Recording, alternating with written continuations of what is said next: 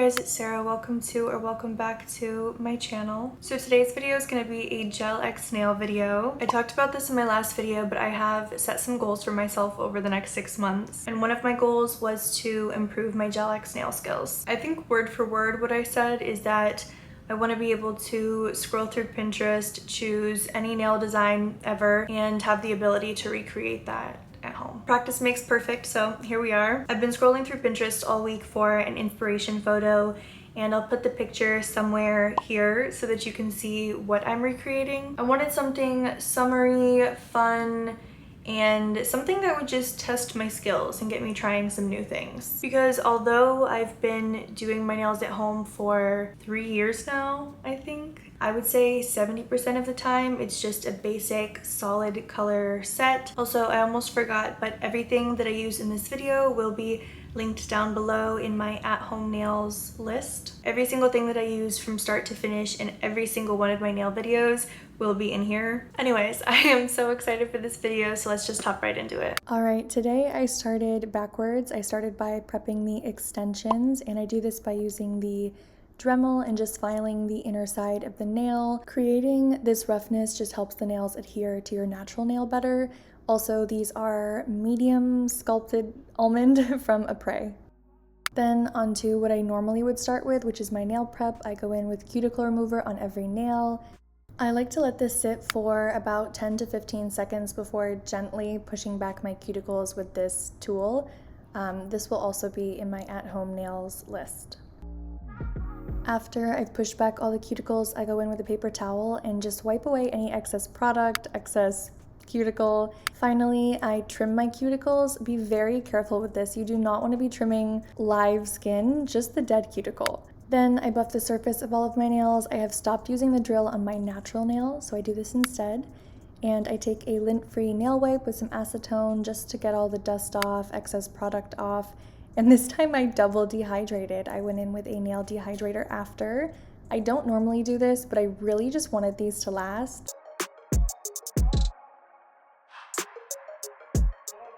The next step is going in with a nail primer. I actually did not use nail primer for the longest time, and I got scolded under all of my nail videos telling me I needed one. I honestly can't tell if I see a difference in the longevity of the nails, but this is definitely helpful for creating sort of a tacky surface and just helping the nails adhere better.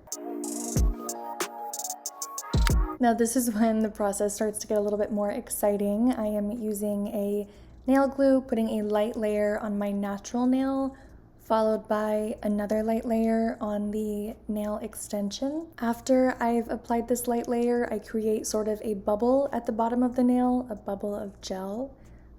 If you just drag the brush, it's super easy. This way, when you apply the gel extension at a 45-degree angle and press down, it just pushes all that glue right up. You don't have air bubbles. And for this initial application, I flash cure each nail for 10 to 15 seconds. Don't freak out, I will be going back in to cure the nails. Of course, you never want uncured gel on your skin, on your hands, anywhere.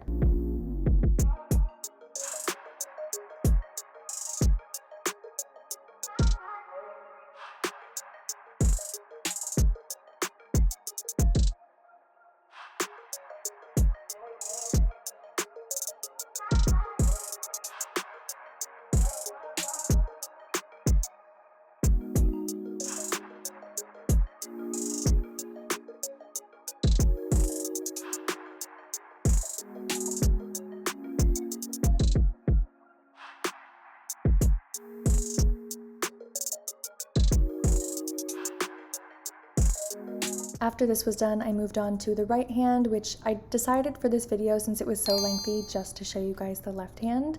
I cure each hand for a full 60 seconds. We do not want uncured gel here. After all the nails are on and cured, I go in with the Dremel again. I put a sanding bit on here and just filed the surface of all of the nail extensions pretty much until there's no shine. There's honestly a strong possibility that I don't use the correct tips for this. I'm still learning what tips to use for what. For example, the metal tips, metal or ceramic, I don't ever use those on my natural nail, only on extensions. I use the sanding bit always to sand the surface, But if I am using these improperly, please feel free to let me know down below. I've seen so many different variations. I then switched to this thinner nail tip and I just blend the extension with my natural nail, and this just helps so that when the nails grow out, it's not lifting around the cuticle or lifting around the base, and I don't know, looks a little bit more natural, a little bit more professional, and a little bit less press-on-y as well. I tried to use the more pointed tip that I see nail techs using, but for me, I don't feel like that has the same grit or power. I don't know, it just doesn't really file the extension down the same way. So this is the bit I opted for instead. For something new, yeah. Gotta know when I let. Then I use acetone on a brush to seal the nail. This is a little trick hack or part of the process that I did not do for the first maybe year and a half. Ever since I've discovered this, I think that my nails last so much longer. I go in and file, shape. For this specific set, I just wanted to make them a little bit thinner, almost like a blend of almond and stiletto, but without that point.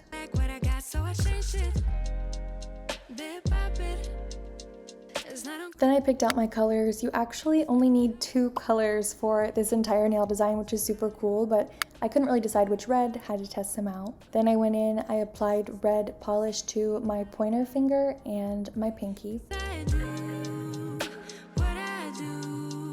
Now you do not need to cure as you do each individual color. Specifically for this red, I find it to be a little runny, didn't want it to flood the nail, so I did do a flash cure. Then I used this jelly polish on my ring finger because we're going to be doing a French tip here. Then I applied yellow polish to my middle finger and my thumb. What I loved about this set is that the 2 hands were identical, so I only showed you guys the left for time purposes. I've done a lot of sets recently where the 2 hands are different, and I don't know, I found it a little bit easier when they match completely like this. To a new space, Then I cured the left hand for 60 seconds and applied the second coat.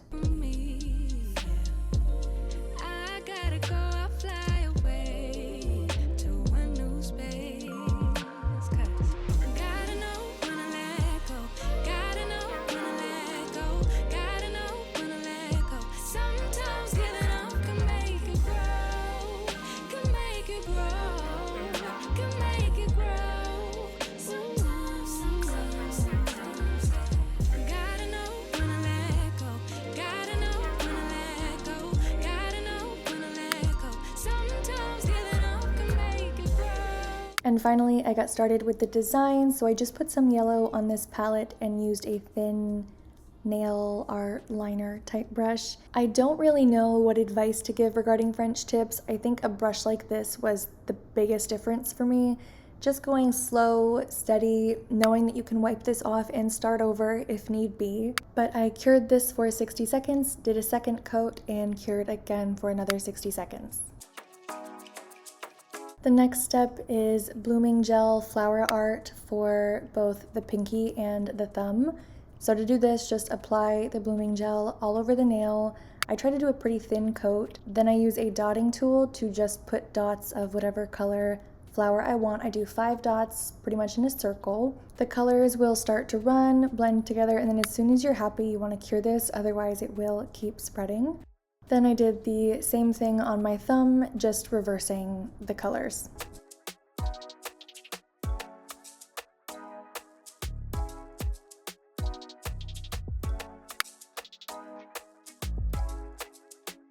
Then I go in with my airbrush machine, so I just mixed some acetone and some yellow polish and filled this up.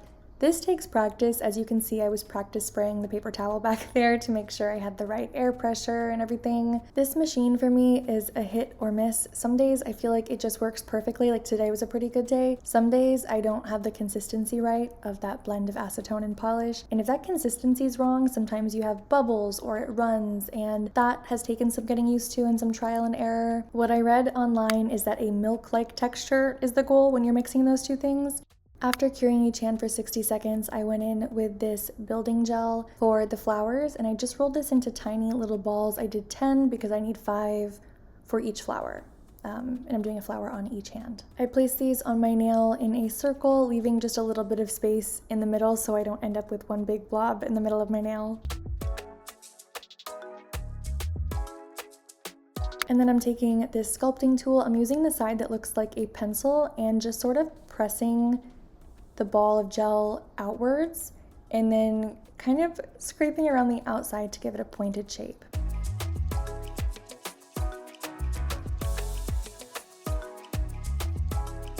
I tried to give you guys a really up-close view of this, so the camera should zoom in a second. Yeah, there it is.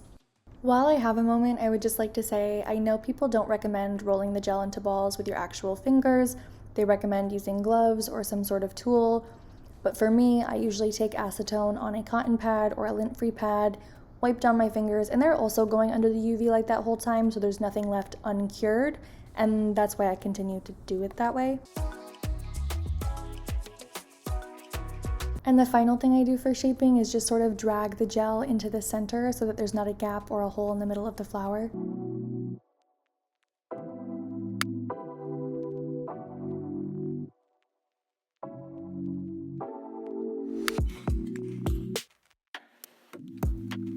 And I did say I wanted to test my skills, so I went back in with the liner brush and some red and just tried to outline the flower, give it some color, give it some dimension. After I did the outline, I did a few small lines going from the center outwards, but I am very happy with how this turned out.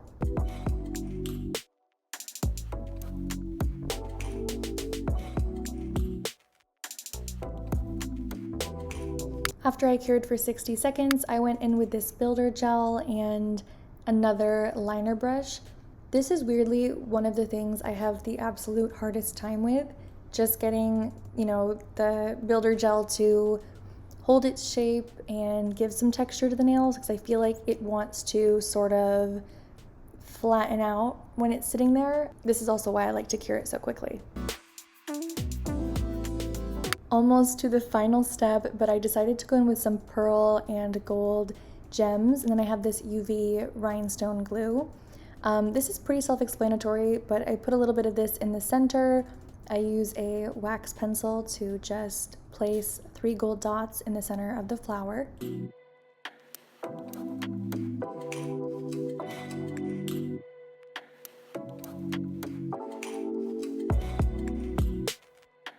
I did cure for 60 seconds each time I had the rhinestones placed where I wanted them because I didn't want them to shift out of position. I did 2 pearl gems on my pinky. I did 4 on my thumb, one being bigger than the others. When I got to this point, I wasn't referencing the inspiration picture as much because I knew the general placement of the gems, and then I just had fun with the different sizes and different colors.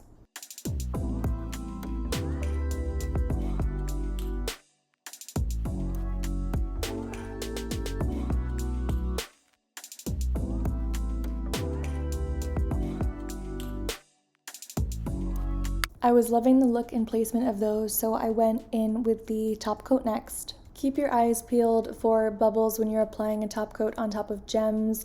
The top coat just has a tendency to sort of bubble up because it's going over bumps rather than a smooth nail. So you'll see with this ring finger here, after I applied it, I kind of brushed in the direction of the nail art to make sure I didn't have any of those in there. Done this before you fall. I won't catch you, don't know. Then for the final cure, I did 3 rounds of 60 seconds because we do not want any uncured gel over here. That can lead to, contact dermatitis. I feel like there's so many issues that can arise, so do not leave uncured gel on your skin, ever. The final step is just applying some cuticle oil because after all of that UV light and acetone, your cuticles will be dry. And these are the final results.